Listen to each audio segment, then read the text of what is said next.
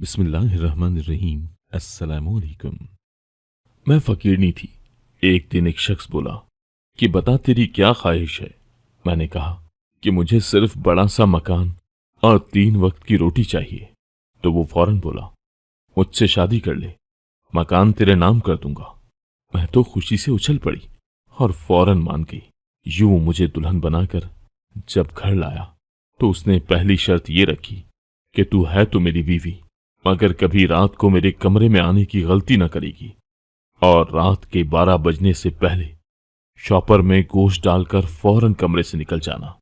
मुझे बहुत हैरत हुई। यूं रोज मैं ऐसा ही करती। एक दिन तबीयत की खराबी की वजह से गोश्त रखना भूल गई और कमरे में ही सो गई। आधी रात को अचानक आंख खुली तो पांव तले से जमीन निकल गई, क्योंकि मैं मामूल के मुताबिक मांगने के लिए निकल खड़ी हुई थी। एक तो मुझे बुखार था, ऊपर से सूरज की आग बरसाती गर्मी ने मुझे झुलसा कर रख दिया था। मैं खुद को बड़ी मुश्किल से घसीटती हुई सड़कों पर मारी मारी फिर रही थी। गुरु ने कह रखा था कि अगर आज तू खाली हाथ वापस आ गई तो कल मैं तेरा एक हाथ काट कर तुम्हें काम पर भेजूंगा, क्योंकि कुछ दिनों से मुझे बिल्कुल भी भीख नहीं मिल रही थी। मैं जब किसी के आगे हाथ फैलाती तो आगे से यही जवाब मिलता कि जवान जहां हो, हाथ पैर सलामत हैं, कोई काम धंधा करो। यूं भीख मांगते हुए शर्म नहीं आती क्या? सच कहूं तो मुझे वाकई ही शर्म नहीं आती थी। हर किस्म का एहसास खत्म हो चुका था।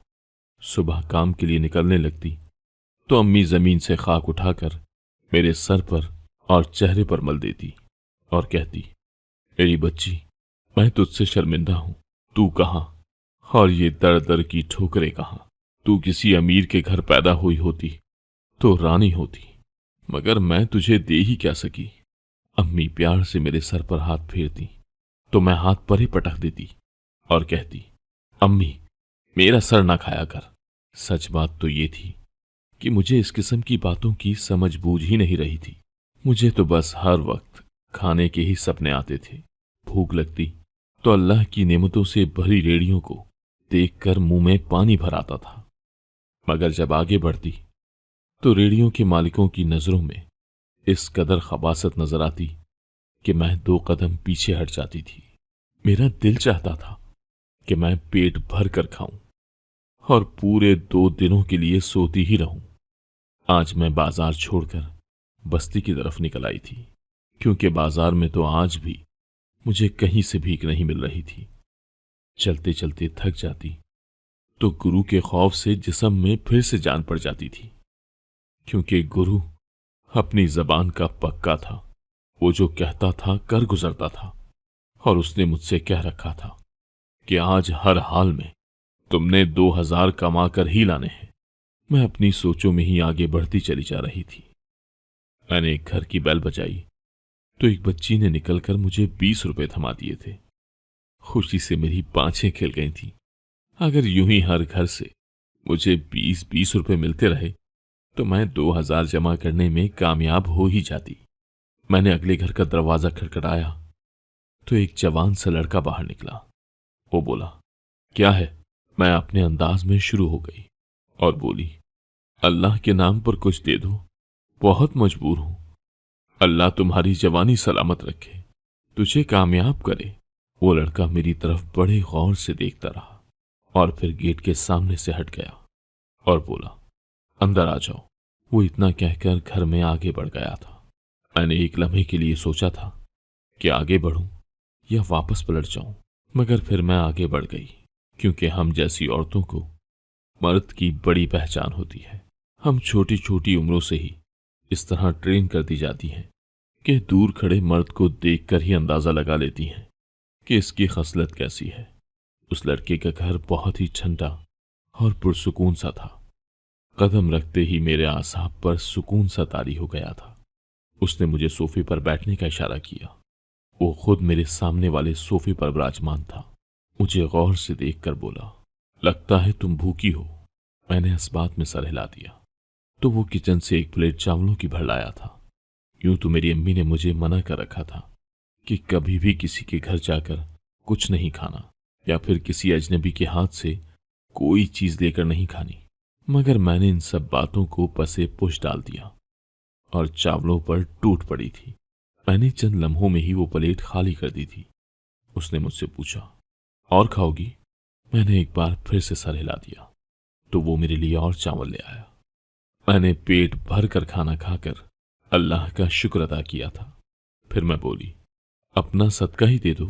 वो मेरी तरफ देखकर हंस दिया और बोला, खुदा का खौफ करो, तुम पर सदका नहीं लगेगा। हट्टी कट्टी हो, काम धंधा क्यों नहीं करती? मैंने नजरें चुरा ली तो वो बोला, तुम्हारी क्या ख्वाहिश है? मैंने कहा, मुझे सिर्फ बड़ा सा मकान और 3 वक्त की रोटी चाहिए। तो वो हंसकर बोला, मुझसे शादी कर लो, मकान तुम्हारे नाम कर दूंगा। मैंने उस खूबरू से लड़के के चेहरे का बगौर जायजा लिया था कि कहीं वो मेरा मजाक तो नहीं उड़ा रहा था। मुझे उस लड़के की नजरों में सदाकत ही सदाकत नजर आई थी। मैं तो खुशी से उछल पड़ी और फौरन मान गई। मैं बोली, मैं तुमसे शादी तो कर लूंगी, अगर मेरा गुरु बहुत करख्त किस्म का इंसान है। उसने मुझे धमकी दे रखी है कि अगर मैं आज 2000 रुपये कमा कर ना लाई तो वो मेरा हाथ काट देगा। वो बहुत जालिम है, वो ये शादी हरगिज नहीं होने देगा।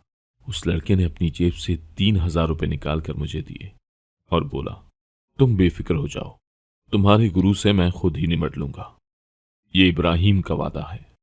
मैं पैसे थाम कर जल्दी से उठ खड़ी हुई तो वो बोला, अपना नाम तो बताती जाओ। मैं बोली, यूं तो मेरा नाम लाइबा है, मगर आज तक किसी ने इस नाम से पुकारने का तरद्दुद नहीं किया, मुझे सभी लेबो कहते हैं। उसने सर हिला दिया तो मैंने वापसी की राह ली थी। मैं पैसे हाथ में पकड़े एक एक रेड़ी से जाकर अपनी मनपसंद चीजें खरीद कर खा रही थी। आज का दिन मेरी जिंदगी का खूबसूरत तरीन दिन था। मैंने सोचा, अगर इब्राहिम सच में मुझसे शादी कर ले तो मेरा हर दिन ईद होगा और हर रात शबरात होगी। लोग झूठ कहते हैं कि पैसे से खुशी खरीदी नहीं जा सकती। मेरा तो यही मानना है कि पैसे से दुनिया की हर शय खरीदी जा सकती है और खुशी तो इस खरीदो फरोख्त के सौदे में बहुत ही अदना सी शय है। मैंने एक ही दिन में 1000 रुपए की चीजें लेकर खा ली थी। वापसी पर मैं 2 समोसे अम्मी के लिए भी ले गई थी। शाम में जब हम सब गुरु को पैसे दे रहे थे तो गुरु गुस्से से बोला, 2000 से 1 रुपया भी कम नहीं लूंगा। मैंने 1000 के 2 कड़कते नोट उसकी हथेली पर रख दिए थे और यही मुझसे सबसे बड़ी गलती सरजद हुई थी। गुरु हंसकर बोला, वाह लेबो, आज तो तुम्हें 10-20 रुपए मिलने के बजाय किसी सखी ने 2000 के नोट ही थमा दिए। बता कमजात, ये पैसे तेरे पास कहां से आए हैं?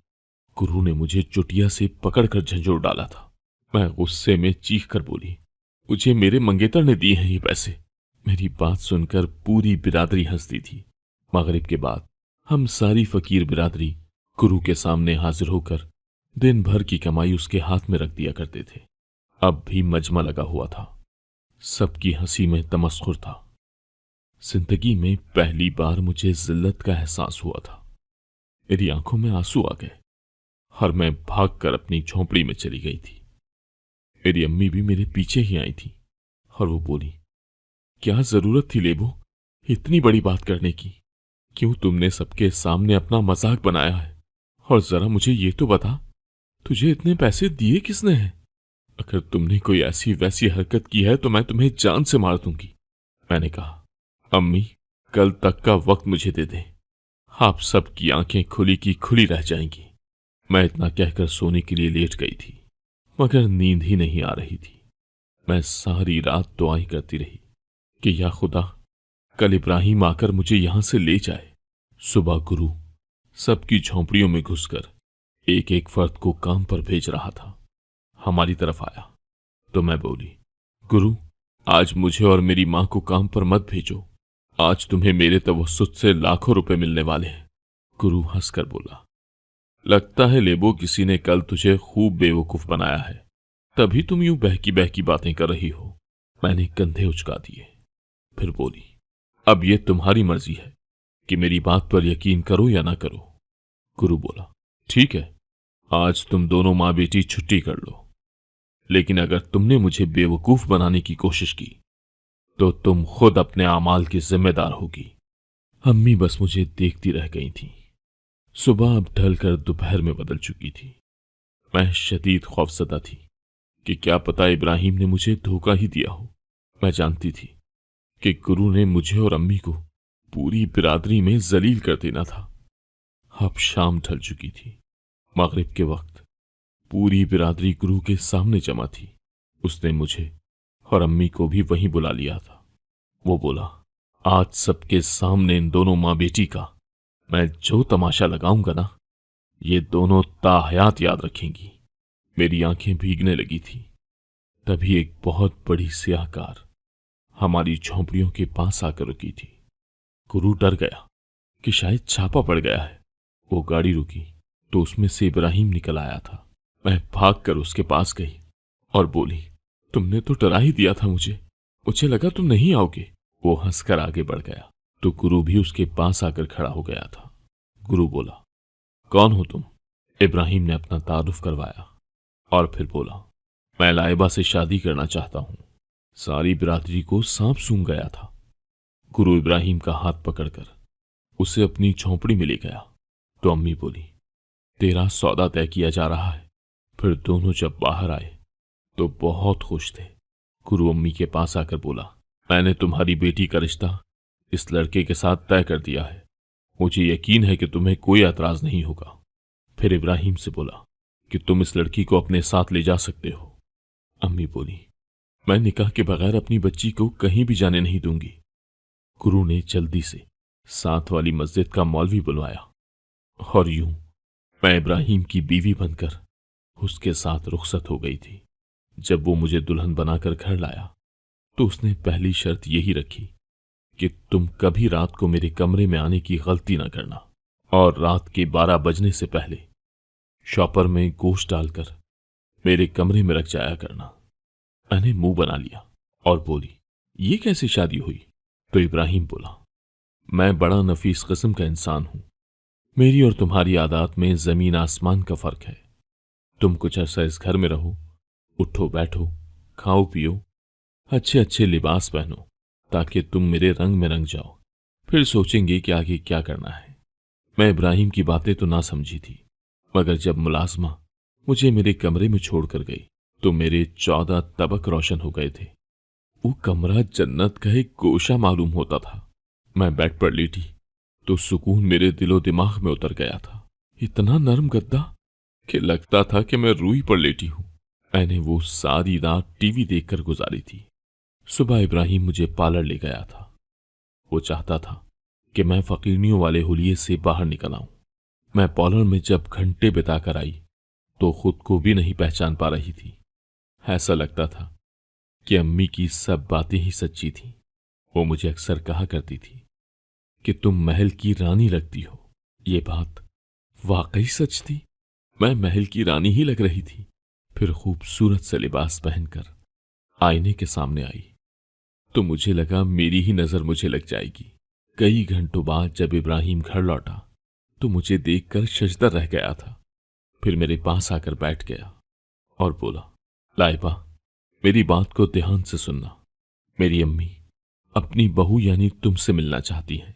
तुमने उन्हें ये इल्म नहीं होने देना कि तुम फकीर नहीं हो, बल्कि ये कहना कि तुम दूर दराज के किसी गांव में मुकीम थी। मैंने तुम्हें देखा तो तुमसे मोहब्बत की शादी कर ली। लाइबा, अगर मेरी अम्मी को पता चल गया कि तुम फकीरनी हो तो वो तुम्हें तलाक दिलवाकर मेरी दूसरी शादी करवा देंगी।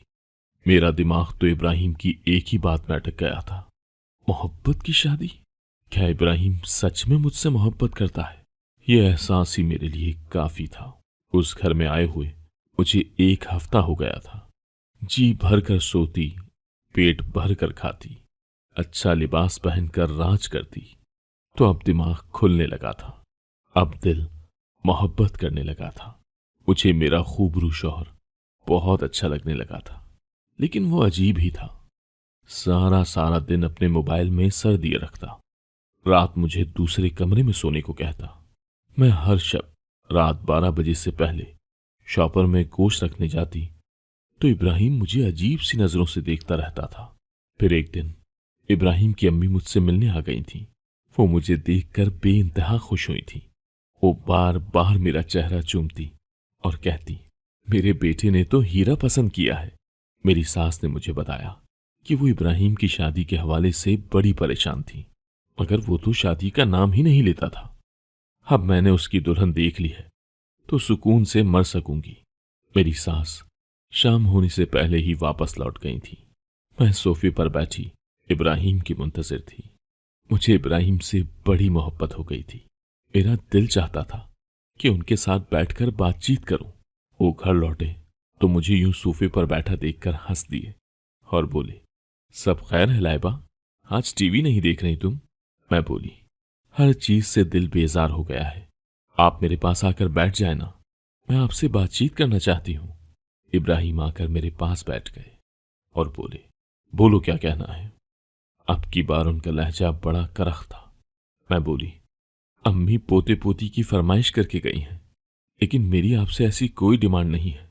मैं आपसे सिर्फ वक्त चाहती हूं। मुझे आपकी बातें सुनना है। मैं देखना चाहती हूं कि आप बोलते हुए कैसे लगते हो, हंसते हुए कैसे लगोगे, मैं आपको कैसी लगती हूं।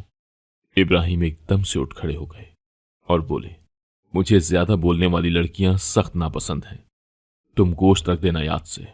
इब्राहिम की बातें सुनकर मेरा दिल 100 किरचियों में बट गया था।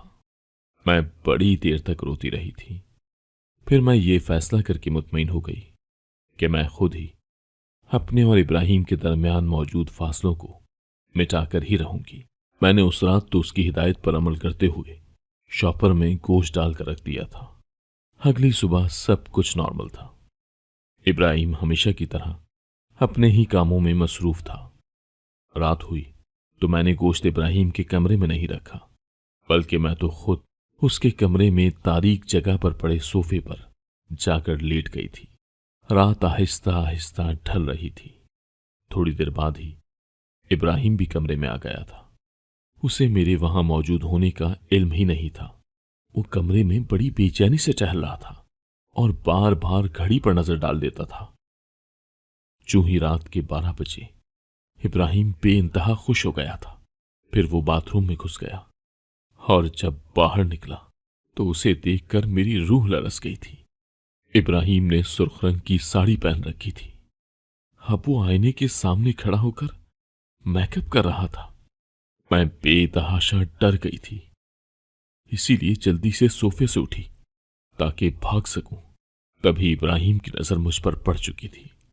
वो इंतहाई हैरत से मुझे देख रहा था।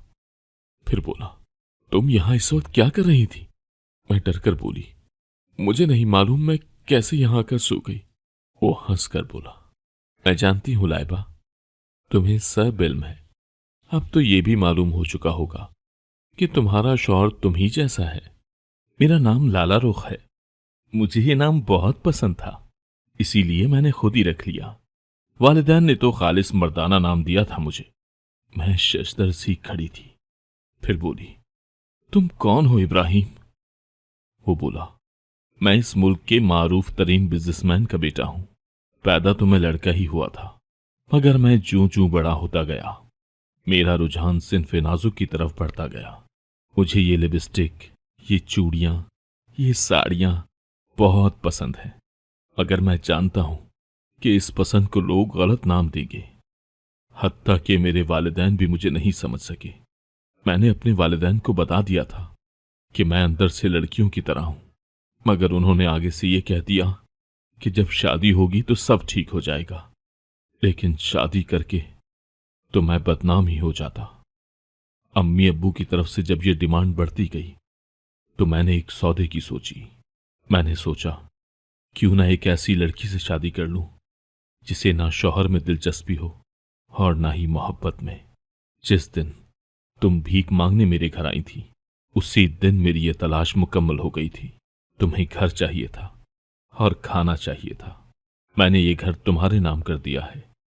खाना पीना, अच्छे कपड़े और सुकून सब कुछ दिया है तुम्हें। तो तुम्हारे मुतालबात बढ़ने लगे। तुम्हें शौहर और उसकी मोहब्बत चाहिए थी, जो मैं नहीं दे सकता लाइबा। तुम जानती नहीं कि मैं दिन रात किस अजियत से गुजरता हूं। जिस्म मर्द का है मगर रूह औरत की है।